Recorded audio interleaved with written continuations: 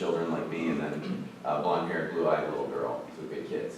When I hit 40, I really started cooking, and I love cooking, and that's been a real treat for me. It's been a creative outlet, and it has been something that my family has tolerated as well. So Dad is the one who cooks on weekends, and I spend most of the day doing it, and I make a mess. But I really love food.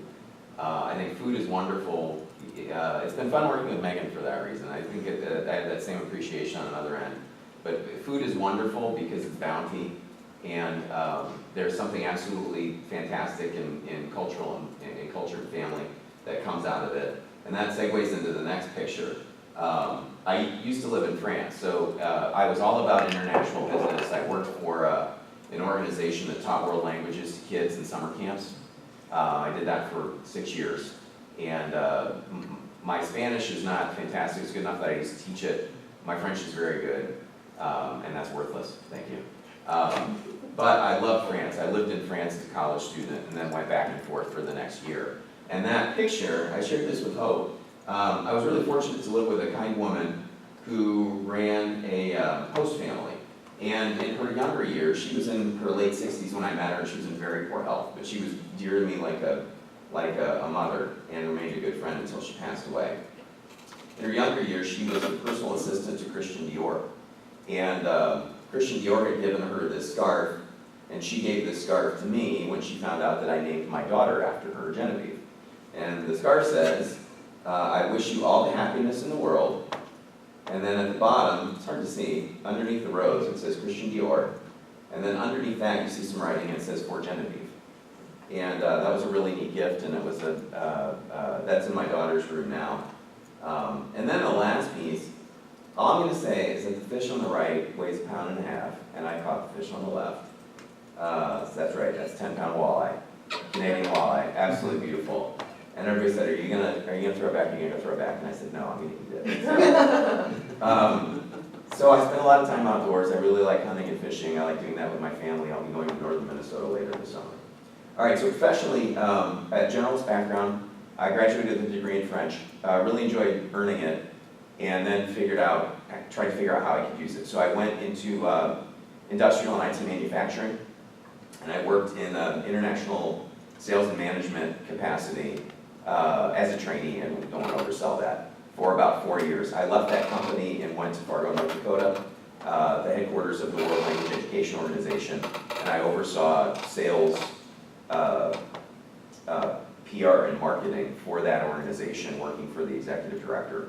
And I did that for 3 years. Their facilities were throughout northern Minnesota, in Georgia, in Switzerland, and in China, but headquartered on the campus of Concordia College in Moorhead, Minnesota. I came back here to the Dayton area when we were expecting my first son, and I went to work for a regional marketing agency, and I was in a business development capacity for that agency. And over a period of time, got along well enough with the owner, started to exchange ownership, became a partner in that firm, and I did that for about 10 years. And then the deal kind of went sideways. 5 years ago, I left, and in the time that I was in the marketing agency, really liked healthcare and grew a healthcare clientele. We created a separately branded healthcare agency that worked with healthcare providers, health systems, and B2B enterprises that serviced healthcare. And because of that, I went to one of my clients, which was Mercy Health. And I worked for Mercy Health in Springfield for about 1.5 years, and then got expanded responsibility and oversaw the 7 smaller regions of Mercy Health, and then was put in charge of the southern regions, which included Cincinnati. So in 2015, I moved down here. About 3 weeks ago, I chose to leave that organization. They're going through a merger. Last year had been particularly challenging. This program and the people here were really a blessing during that time. But this education was intended to move me diagonally within that organization back into roles of operational oversight and management, and those opportunities weren't there as a result of this merger. So I figured, don't waste the value of the organization, and don't give yourself a headache. So right now I'm searching and have some time to do it. I'm grateful for that, and I'm figuring out what next steps are. Why are you taking this figure on the end? Why are you getting For that diagonal growth reason. So I had the good fortune of learning business by jumping into small businesses or independently, privately held businesses. And I learned a lot. As I went to work in larger organizations, I don't know that showed up as well, especially complemented by a French degree. So getting this degree buries that French degree a little bit, but it also, honestly, quite frankly, gives me a lot of application and knowledge that I can use in business, and I have already. So the idea was to do more with it and grow in new directions. Great. Well, thank you. Great job. All right, who's next?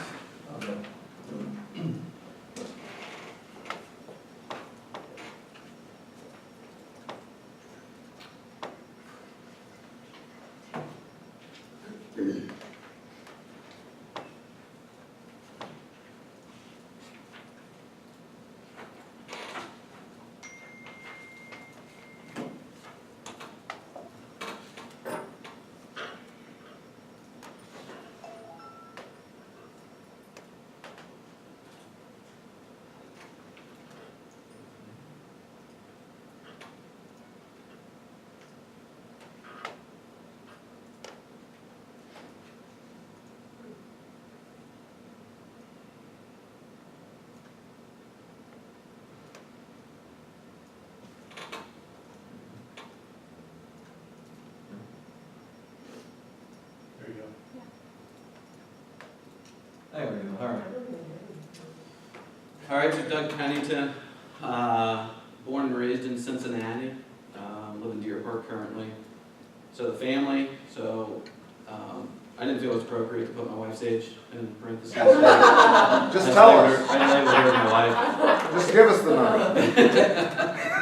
My kids always like to ask my wife how old she is. Dad, how old are you? Because I'm 4 years younger than my wife. And then there's always a running joke of, we do a family, friends of ours always put together an annual party, and it's prom, and so you pick a decade to dress in and you go, and the running joke every time we show up there is well, back when Michelle was a senior in high school and went to prom, Doug would have been an 8th grader. And so Maddie's 18, so she just graduated high school, so center picture there is her graduating 3 weeks ago. Thankfully that's over, because that was an experience just from a personal schedule standpoint with senior awards, senior sports awards. Their softball team advanced in the state tournament pretty far, and then graduation itself, and then the party. So she's going to be going to Eastern Michigan. So I actually attended orientation with her this past Tuesday, which was interesting because I think she started to really get like, holy crap, I'm going to be on my own. Mom and Dad aren't going to be there to kind of shelter me anymore. So it's a good learning experience. Ella's 9, and so that's her in the middle on the right. I introduced her to airbrush t-shirts because all of us at one time experienced airbrush t-shirts if you went to Florida for vacation. So I paid $35 for that shirt. My wife was going to kill me for it. But I'm like, she has to have it. I have one, she has to have it. So introduced her. She loves it. She probably wears it more than she should, but I get a kick out of it. And then Avery is our youngest. That's her on the left in terror on a roller coaster. So that's the Beastie. I'll call it the Beastie. They call it something else now. And so right before that, Avery thought, like, she's not afraid of anything. She's our risk taker in the family. You know, she'll jump out of trees and off anything tall. And so she's big, like, yeah, I can ride roller coasters, super excited, and that was the first time she rode it. She will never ride another roller coaster in her life. But that picture, I had to buy it just because it speaks a lot. So professionally, I work at Fifth Third. I've been there for 18 years. I started there when I was finishing my undergrad at UC, and I'll talk about UC a little bit. So I actually went to UC to be an architect. So I was accepted in the DAP program. It was a 6-year program to become an architect, and 2 years in, I was like, shit, I can't do this anymore because I had to work going through college, and so you go to studio in the morning, 8 to noon, you finish up a couple other classes. I have to go work part-time until 10, go back to the studio and work on projects until 2 or 3 in the morning, and you just do that over and over and over, and finally the second year it just wore me down, so I decided to go be an accountant, and that's what led me then to the bank to get into financial, and then I never practiced accounting. whatsoever. Even though Bill thought I was a great accountant. Yeah, but you showed him, didn't So, you? He thought I was pretty good too. so at the bank, I've pretty much been in operations my entire career there, 9 different positions. I grew up in the call center, stayed in the call center. So 17 of the 18 years I've been in the call center on the consumer and commercial side doing multiple different roles. The 1 year outside of the call center was working in a back office group for commercial loan doc prep and image prep. So it was a lot of fun because I got to learn really the commercial side of the business and dealing with corporations and doing due diligence on them. And then imaging projects to close, 13 different collateral vaults that we had around the bank core, saved the company about $500,000 by getting it all imaged and within 13 months, which was ahead of an 18-month schedule that we put together. But it wasn't me because it was back office. You really didn't get to client facing.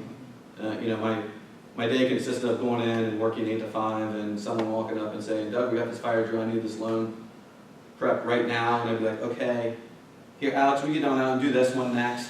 And then we get down and be like, here you go. And you'd be like, oh, you're amazing. And that was it. There was no stress.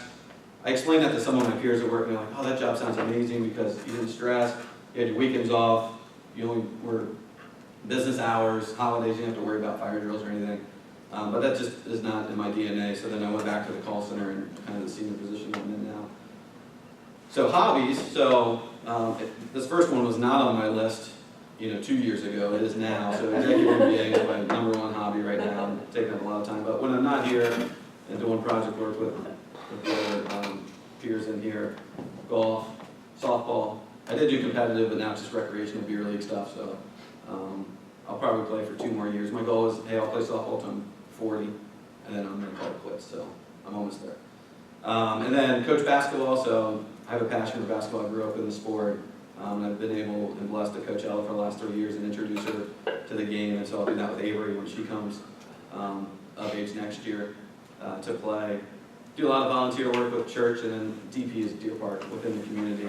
Heavily involved with the schools. My wife's the president of PTO and has been that for like the last 4 years, so that drives me into a lot of things. But then just going in and helping out within the schools or within some of the recreational programs that they have and offering students, you get a lot of joy out of that. With church, what's been great is we've been able to introduce Maddie kind of in the service work. So she actually arrived in Haiti yesterday, so this is her 2nd mission trip there, so that's pretty exciting and getting blessings from that. We're going down there doing great work with some of the orphanages. And they actually get to see kind of the completion of the project they started last year when they went. So they went, and it's pretty much this hillside of rocks that they went in and jackhammered and pickaxed all the way down to create a soccer field for them. They got a turf donation from a school here in the States that shipped field turf down there. So they installed the field turf, and then Maddie and this year will now be pouring kind of stadium-style seating of concrete around to get these kids a soccer field. So it's kind of cool. Vacation spot, Hilton Head is kind of our #1 spot again, where I introduced Ella to the airbrush t-shirt. Another hobby that I skipped over, my apologies, is Bengals. So I'm a season ticket holder, I've been that for about 11 years now. Have a lot of fun with my buddies. Sam Weiss is our inspiration, so this is me and my buddies down here. In the big, large, for the 50th anniversary, they did posters, Icky Woods on one side and Sam Weiss on the other. So that was us posing in front of Sam.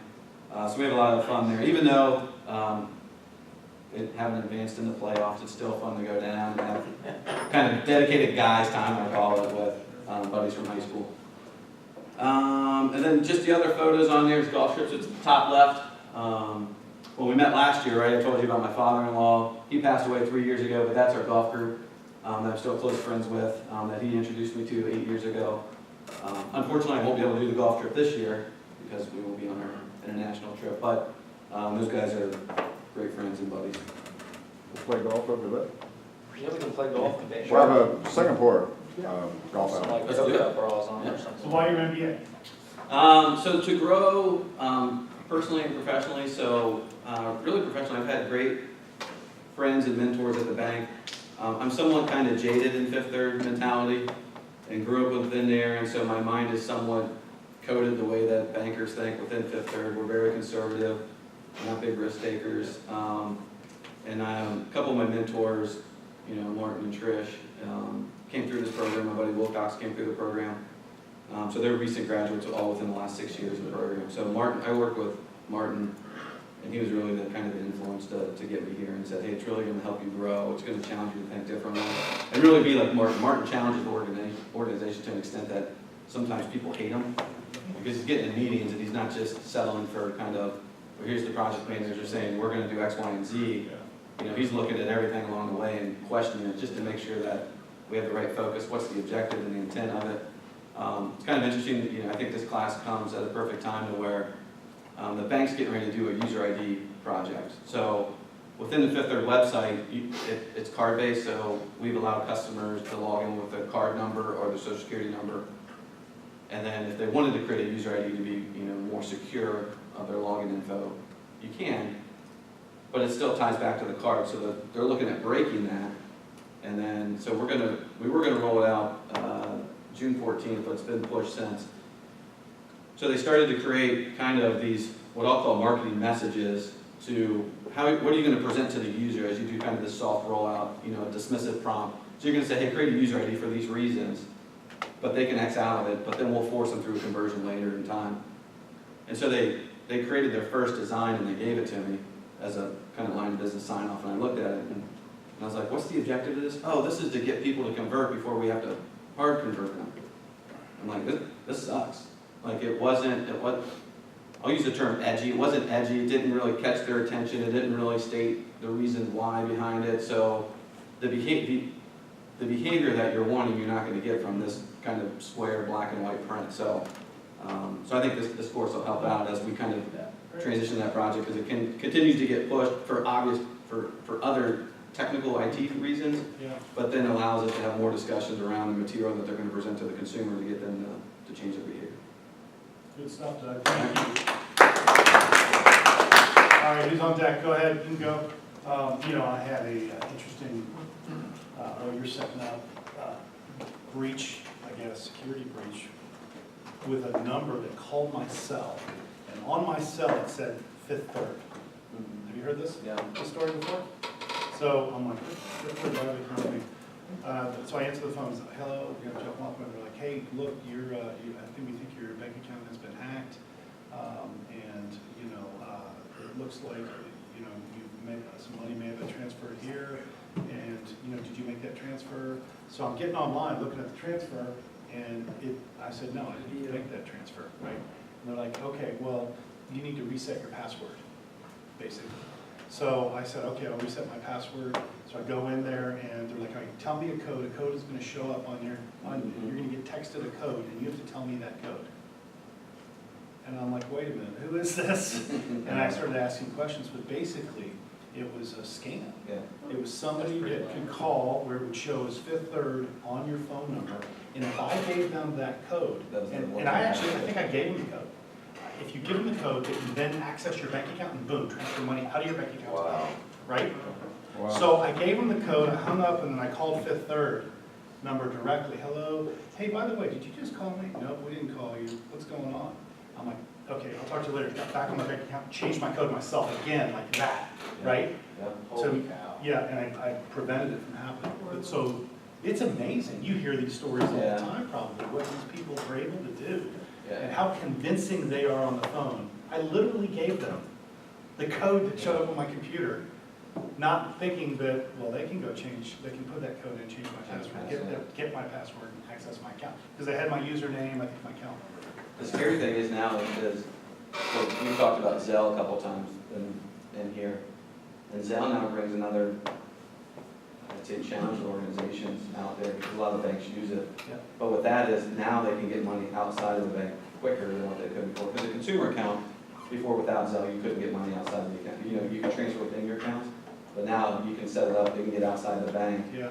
and then within 2 steps, that money is overseas. Interesting. All right, ready? I am. Do it.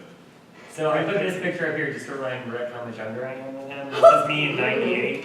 Nice, nice hair, man. That's alfalfa from Little Rascals. So,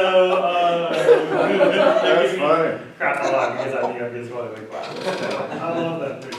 That's funny. I graduated from Ohio University. This is me with my family, my mom and dad and my sister at the time. I went to OU. While I was in college, I was fortunate enough to be able to go to South Africa, to Mamelodi. So I did a mission trip there, and I was like a camp counselor at an orphanage. I really enjoyed that. And then I also had a chance to study abroad in Brazil. So this is me hang gliding in Rio de Janeiro. My dad calls it my party abroad, but I really I really appreciate having the opportunity to do that. I've always loved traveling. I feel like I've been able to do a fair amount within my lifespan so far. So this is me on my wedding day with my family. So it's my husband Ryan and his family, and some of our nieces and nephews. And then this is my family over here with my older nephews and my niece, and then I actually have a younger nephew. My youngest is 1 year old. Where'd you get married? The Bell Event Center in downtown Cincinnati. It's an old Catholic church. These are our two very spoiled dogs, as you can see. This is Bill. We just got Bill on Valentine's Day. He only has 3 little legs, but he's a great dog. And then this is Riley. This is how our dogs sleep with us. So they are very, very spoiled. That's just wrong. But from a professional standpoint, this is a little background about myself. I started my career in public accounting at PwC, working in audit. I then switched over to Macy's Corporate, and I spent 3 years there, eventually moving into a senior auditor position. I got to travel the country. I was always traveling. It was really cool. Really enjoyed my job there, and then an opportunity presented itself when GE opened up global operations downtown in Banks. Moved over there into my title was kind of misleading. It really was more of like a governance role, leading, driving one way of working. So I was working on initiatives. As you can kind of see some of those bulleted point out there. And most, how you were talking about working in, so I worked in the Imagination Lab. We partnered with Procter & Gamble. So I got to do kind of like a tiger team where they brought together like a few people from across global operations. And it was a pretty cool project. So in 28 days, we were able to deliver $2 million in savings opportunity for the company. So it was a totally different way of us working. But most recently, as of just 2 weeks ago, I'm now Senior Project Manager for Business Development. In my spare time at work, I'm the leader of the GLBTA Alliance here in Cincinnati. And we've been able to accomplish a lot. I've always been involved in employee resource groups throughout like my public, since public accounting. And I've really enjoyed being able to lead those for the company. And yeah. What's this kind of profile that you captured? Yeah. There's a name for it, right? So we call them career profiles at GE. Yeah, have you guys seen these? I have a template I can send over. So this is it's kind of a newer way of kind of capturing and representing a bit about yourself in a snapshot way, right? Yep. So, you can learn a lot from the younger generation here. Do you know Patrick Maloney? The name sounds really familiar. He owns the Macron Okay. concepts. Okay. He's from, I think he's in the He's a great guy. Okay. Is that it? Yeah. Well, so why the MBA? So I wanted to get my MBA, in particular in the executive MBA, one I liked the schedule, so it worked well. I was still traveling a lot with my job at the time. And then I also really liked, I think, the focus on executive development. I would say I'm very committed to my career and I want to continue to grow my career. So I'm looking for this in terms of being able to continue to propel me to further positions. Particularly Xavier, I really liked just because I think of like the reputation and everything that comes along with that. So this has been a very I like school. So it's been fun to be back in class with all of them, and we've gotten really close over like however many months we've been together now. Awesome, well, thank you. Yeah, thank you. Beautiful campus. Yeah, those were the glory days. All right, who's up?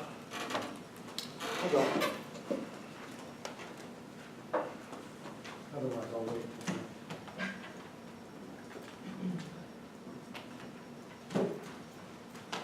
Sean, will you share that template? Yeah. Mhm. Sean, could you just redo the template? If I send you my resume, I can do this. Hey, in the next 15 minutes, can you just take this and, Can you redo the template in a different form? Right. That can be semi DVR. Here's my stuff, make it look good, would you? Ooh, Okay, so beautiful. this is my hunting camp. Not really, I got this off the Windows site. That's classic. Do you even know where that is? I haven't got a clue.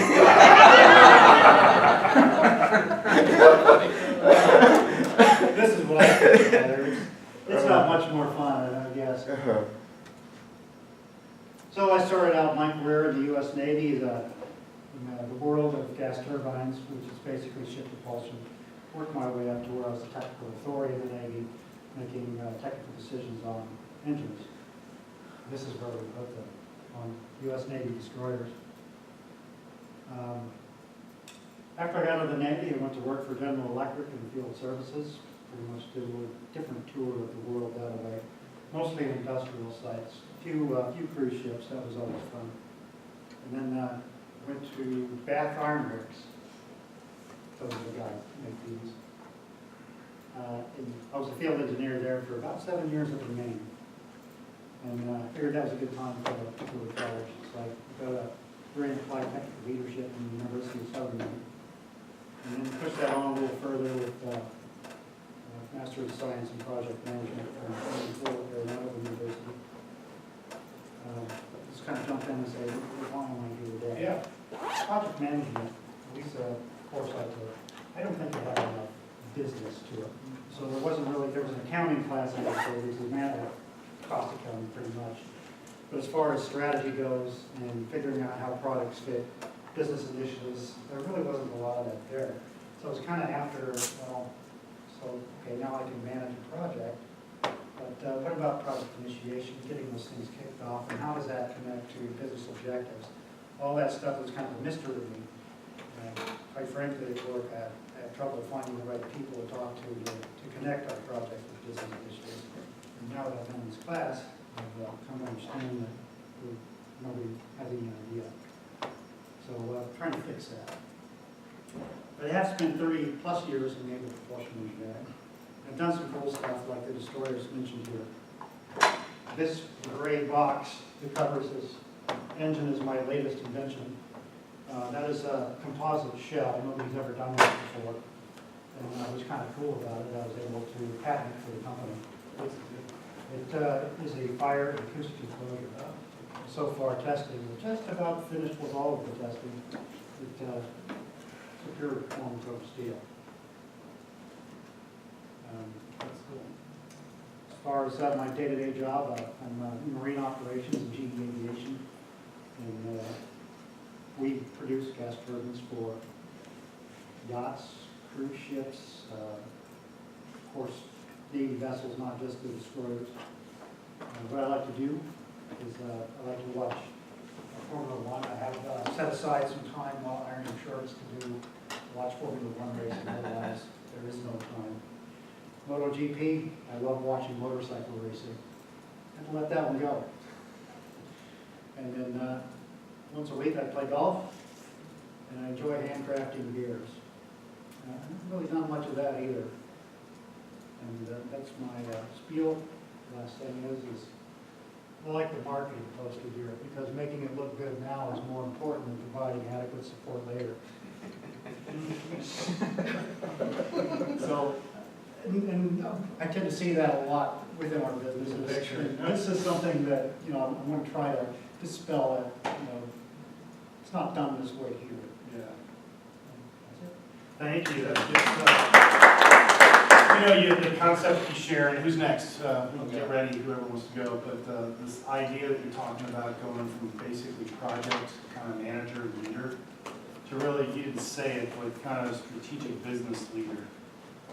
There's a big difference, right? I mean, we've talked a lot about that, and I've been in all kinds of evaluations for people, right? And so I was in brand management for 20 plus years, and we would get different functions with different backgrounds that would come in.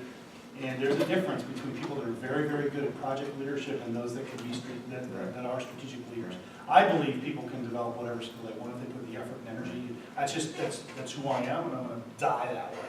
But not everybody does, as you know. So, but awareness and acknowledging that you have project leader skills, but you want to grow a broader strategic kind of leadership skill set is a big step forward. I guess that reason I brought up that composite engine enclosure, that's the what direction the business is going. And what I see right now is we have a marketing department that hasn't figured out exactly what they want to do with it yet. So they have to build that plan around this whole thing.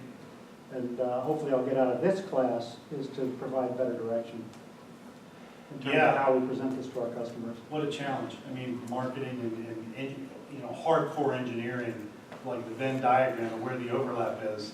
Happy to talk more about that. That's really interesting.